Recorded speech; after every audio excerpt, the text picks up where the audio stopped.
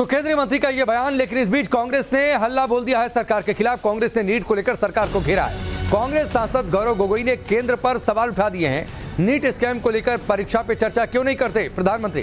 गोगोई ने यह बात कही है, सुप्रीम कोर्ट की मॉनिटरिंग में जांच कराई जाए, ये उन्होंने मांग रखी है। प्रधानमंत्री शपथ ग्रहण में व्यस्त, प्रधानमंत्री विदेश दौरे में व्यस्त, वो तो एग्जाम पर तो काफी चर्चा करते थे। लोकसभा चुनाव से पहले वो तो परीक्षा को लेकर बहुत मार्गदर्शन देते थे बच्चों को। आज जो परीक्षा को लेके, नीट की जो परीक्षा को लेके जो सबसे बड़ा स्कैम हुआ है, आज परीक्षा पे चर्चा क्यों नहीं कर रहे प्रधानमंत्री मोदी जी?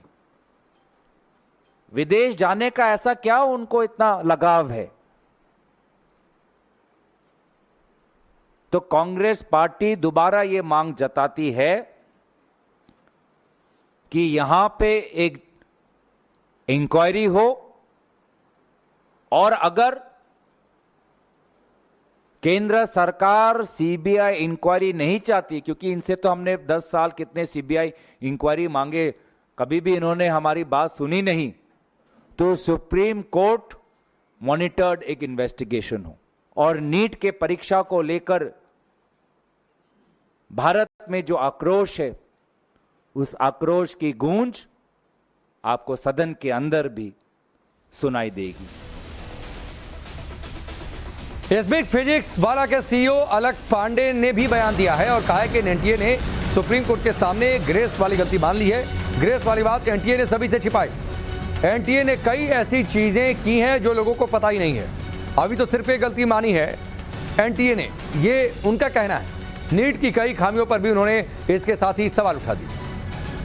एनटीए ने ये बोला है और माननीय सुप्रीम कोर्ट ने भी एग्री किया है कि जिन बच्चों को ग्रेस नंबर मिले थे 1563, उन बच्चों का या तो री एग्ज़ाम हो जाए, जो कि इन्होंने डेट दे दी है कि अप्रॉक्सीमेटली 23 जून को, या तो वो बच्चे अपने बिना ग्रेस के जो नंबर हैं उस पर हैप्पी हो जाए, यानी उनका ग्रेस नंबर काट दिया जाएगा। ठीक है, अब री एग्ज़ाम हो उन बच्चों का जो देना चाहते हैं 1563 में से, और जो नहीं चाहते हैं उनका ओरिजिनल स्कोर रहेगा। फिर रैंक पूरी शफल हो, उसके बेसिस पे काउंसलिंग हो। पर इसमें मेरे कुछ पॉइंट्स हैं, 3 पॉइंट्स हैं मेरे।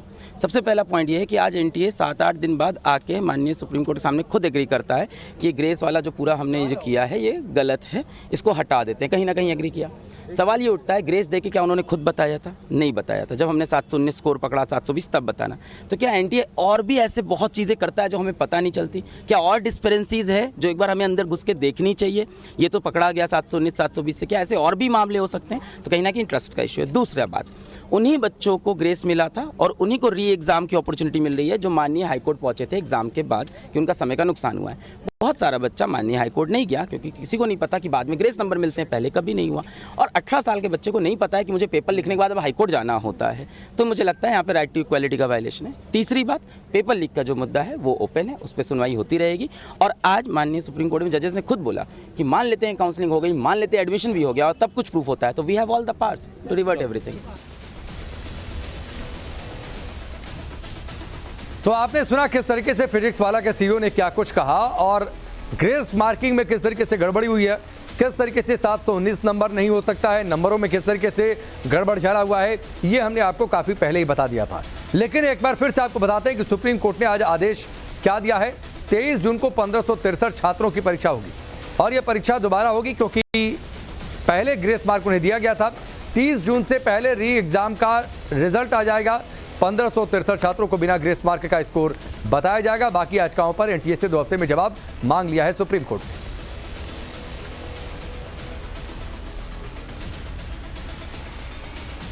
तो सुप्रीम कोर्ट का आज फैसला आया था, कितने सहमत है सर आप?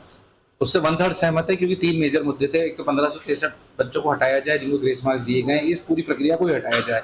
दूसरा मुद्दा ये था कि जिन भी बच्चों पे टाइम लॉस और हुआ है उनके लिए एक विंडो खोली जाए ताकि जिन जिन सेंटर्स पे गड़बड़ी हुई है उनको रिकॉग्नाइज करा जाए और ऐसे सभी बच्चों को दोबारा एग्जाम कराया जाए। तीसरा और सबसे अहम मुद्दा जिसकी वजह से इतना फ्लक्चुएशन रैंक्स में आया है वो मुद्दा है लीकेज का। जब पटना FIR, गुजरात FIR, इतने बच्चे और डेटा, जब डेटा ये सजेस्ट कर रहा है कि इतने बच्चों के इतनी हायर रैंक आना संभव नहीं है।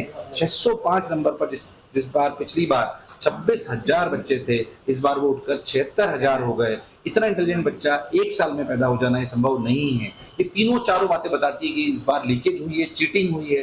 पटना एफआईआर में भी बोला गया है कि एक बच्चे ने माना है कि रिजल्ट के एक दिन एग्जाम के एक दिन पहले ही पेपर मिल चुका था। तो फिर इसका संज्ञान क्यों नहीं लिया गया? हमारी कल सुप्रीम कोर्ट में फिर से हियरिंग है, हम अभी सुप्रीम कोर्ट ही दिल्ली वापस निकल रहे हैं ताकि अपने पक्ष को बहुत मजबूती से रख पाएं। बहुत सारे प्रूफ भी हमारे पास आए हैं। आशा करता हूं सुप्रीम कोर्ट ने इतनी जल्दी संज्ञान